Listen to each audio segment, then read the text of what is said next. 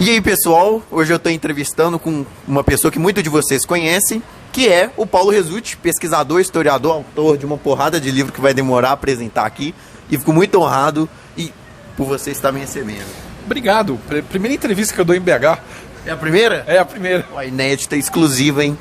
E eu já começo com uma curiosidade para chamar a atenção do pessoal, para quem não conhece. Você não só escreveu sobre o Dom Pedro I, como esteve presente com ele numa mesma sala, e essa história parece meio louca, mas como é que você explica isso? Parece que eu brinco que eu sou o único biógrafo que teve junto com o biografado morto há 200 anos, né?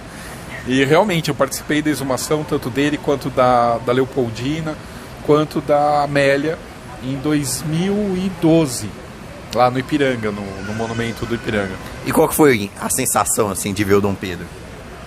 O Dom Pedro foi bravo, porque eu já estava estudando para fazer a biografia dele. Então, e assim, eu já tinha feito o Titílio Demonão em 2011.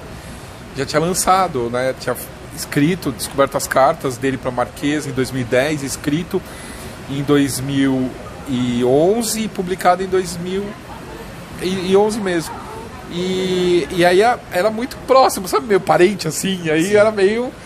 Foi meio difícil, Tanto que na Leopoldina eu fui na cerimônia, porque a família exigiu que fizesse uma cerimônia religiosa, com padre e tudo mais, para poder abrir o sarcófago.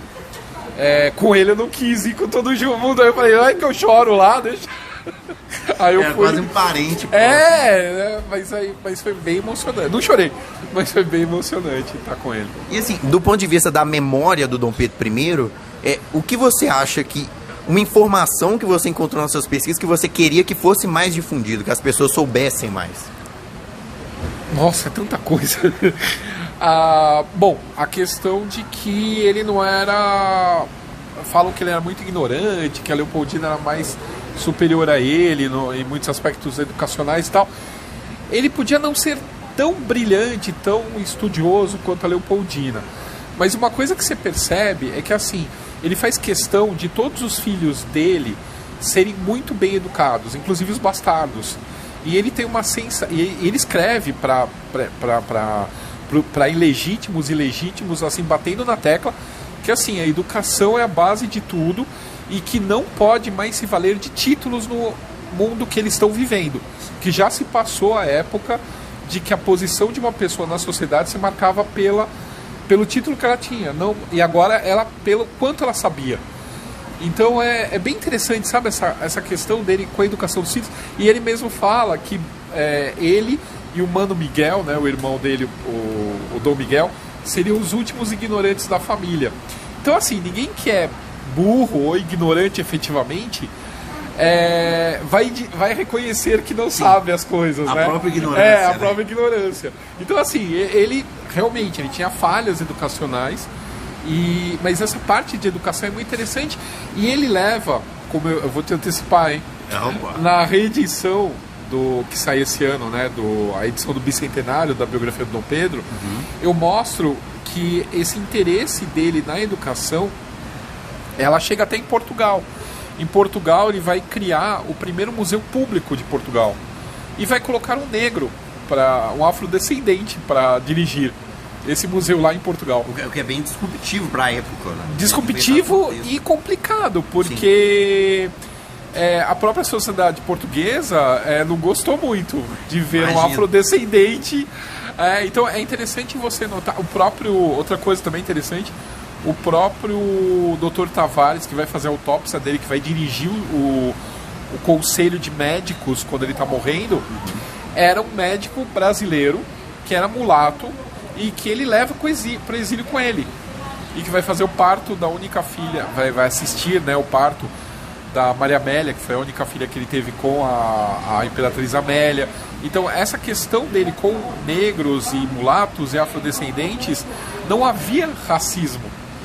Você vê que era... e o Dom Pedro II também vai ter isso. Interessa o que... O Dom Pedro II vai ter não só isso com cor de pele, mas vai ter isso até mesmo com o espírito republicano. Tipo, não interessava que o cara era republicano. Desde que ele soubesse o que podia fazer pelo Brasil, o Dom Pedro II colocava o cara como ministro. tem um ministro das finanças do Império, depois da Guerra do Paraguai, o cara era republicano. Um exemplo também é o Teixeira Mendes, foi presidente da Biblioteca Nacional, positivista, convicto. Então, Benjamin Constant, que era professor de matemática dos netos do imperador.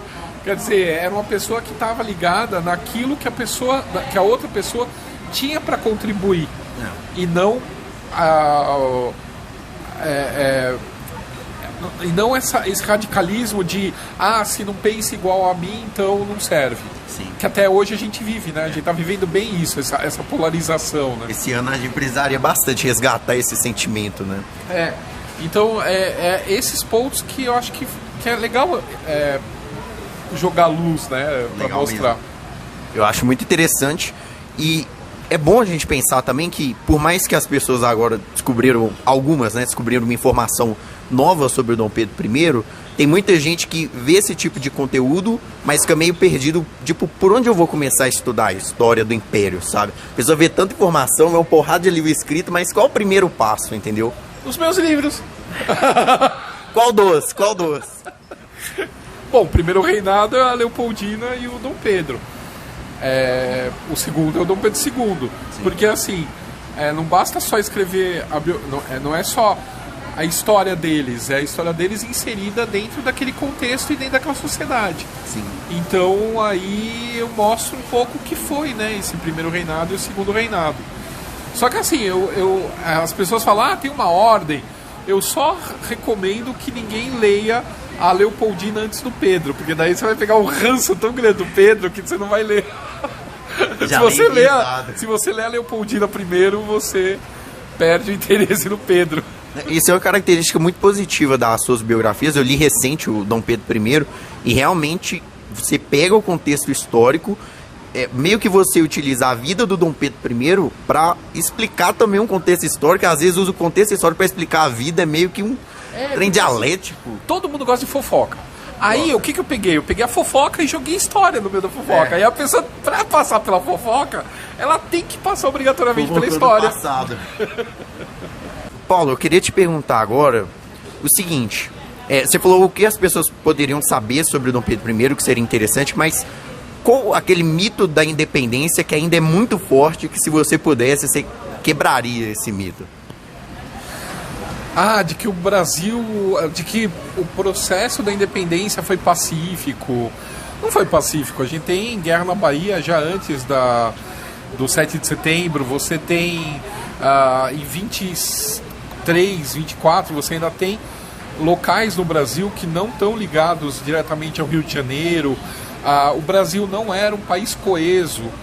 Você tem várias questões envolvendo... Por exemplo, Minas pensava em Minas, né? Vamos pensar aqui, a gente está em Minas, vamos falar dos Inconfidentes.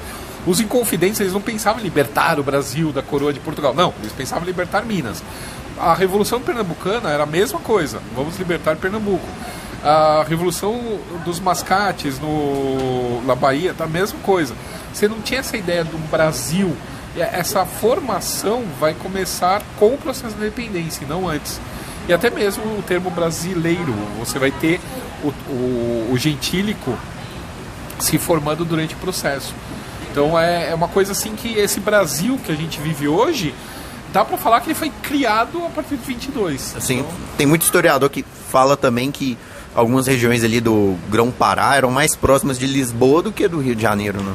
Eu vou soltar um vídeo no meu canal, aproveitando o jabá, no final, nas penúltima semana desse mês, agora de junho, vai entrar um vídeo sobre a libertação do Grão-Pará, que foi a última, e lá eu conto toda essa questão. Eles não era mais próximo, por causa de regime de ventos e outras coisas, era mais próximo o Grão-Pará, você chegar do Grão-Pará a Portugal do que vir pro Rio. Sim. Então, às vezes então eles preferiam inicialmente ficar ligados a Portugal. Até 23, 24, então demorou. E agora, já que você deu um spoiler de um vídeo, eu queria pedir um spoiler de livro. Eu sei que tem um livro da Independência vindo. Aí você pode... vários aqui. Mas qual a próxima biografia? Fala um pouquinho desse livro que vai vir e a próxima biografia. Então, o próximo livro que vai vir é o Independência, a História Não Contada, onde, na verdade, Ele é uma história do Brasil, assim, bem resumido, de todo o processo, desde 1500 até 1825, que é quando efetivamente a gente fica independente por causa do Tratado da Independência. Enquanto não tem esse tratado entre Portugal e Brasil, a gente não é reconhecido como um país, né? Então, a partir de 25, aí sim começa esse reconhecimento todo do Brasil. Então, nesse livro, já falei alguns spoilers, como eu abordo toda essa questão da Guerra da Independência, que é pouco falado, essa questão de como que o brasileiro era visto por Portugal e como Portugal viu o Brasil, essa questão de que brasileiro é maltratado em Portugal não é de hoje. Eu traço, inclusive, informações de textos escritos por portugueses, por professores de Coimbra, falando mal de mineiro, baiano, paulista. Então tem esse preconceito já arraigado, já faz tempo. E é engraçado que não é os brasileiros, é só sempre regional. Sim. E aí eu explico o processo e tal. E aí a próxima biografia é sobre a Princesa Isabel, mas vai demorar. É para 2024. É a primeira vez que você fala isso, hein? Acho que eu nunca tinha ouvido. Eu acho que eu já falei no meu canal no YouTube. No TikTok é inédito, tá? Eu tô dando spoiler pra ele no TikTok. Maravilha. E agora eu queria saber, antes na verdade, a última pergunta, antes de você falar onde o pessoal vai te encontrar, por que isso é importante? Por que é importante em 2022 fazer uma turnê, escrever livro, perder boas noites de sono? Por que o pessoal tem que estudar e se importar com o tema da independência?